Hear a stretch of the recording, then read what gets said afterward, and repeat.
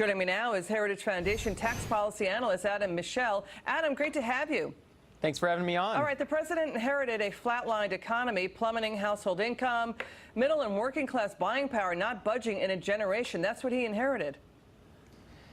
Yeah, you're exactly right, and what we've seen is a transformation from there. As you mentioned, unemployment is at historic lows across the economy, but the story that's not being told is how this great economy is benefiting the poorest Americans. If you look at wage increases for the lowest income Americans, they're almost double the wage increases we're seeing for the highest income Americans. Unemployment for subgroups of Americans, for Hispanics, for women, for people without a college degree are all lower than we've ever seen them. So if you just look at the data, this economy is benefiting all Americans. The country now has a record more job openings than unemployed.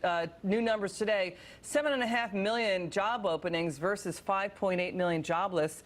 The unemployment rate is down to almost a 50-year low, but I want your take on this. It's a Walter Mondale Democrats like Kamala Harris and Joe Biden saying, get rid of the Trump tax cuts. Watch. On day one, we're going to repeal that tax bill that benefited the top 1% and the biggest corporations in our country. First thing I do is going to repeal this Trump tax cut. Okay, 83% of Americans got tax cuts. Even the New York Times showing that the 2020 Democrats here are wrong. The Times is saying most Americans got a tax cuts. And also the Washington Post is saying the same. They fact-checked and said they gave Joe Biden 4 Pinocchios, trying to say only the high-income households got a tax cut. What's your take on that, sir?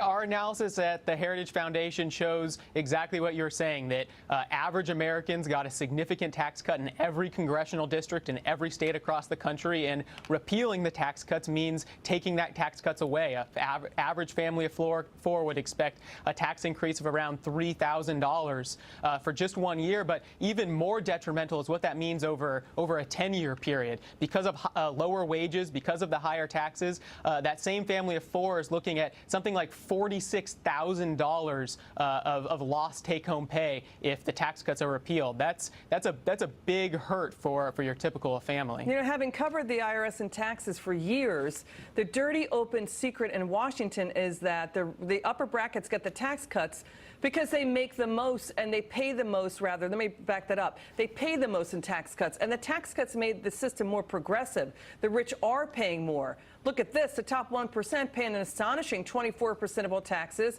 The Washington Post even says the top 20% pay 95% of all taxes. Your take on that?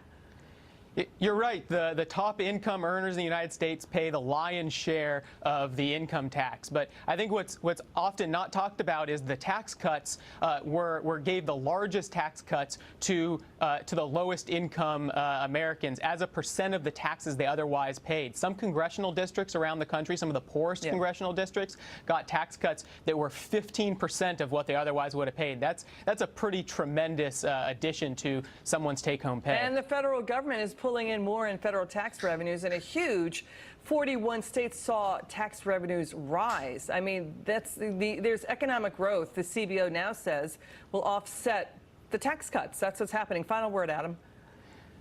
When you cut taxes and when you decrease regulation, we know that those are the things that grow the economy, and that's what we're seeing. We're seeing an economy that's benefiting every single American. All right. It's either believe me or believe your lying eyes. That's what the Democrats' party line is right now. Adam, thank you so much. Coming up, don't take your eyes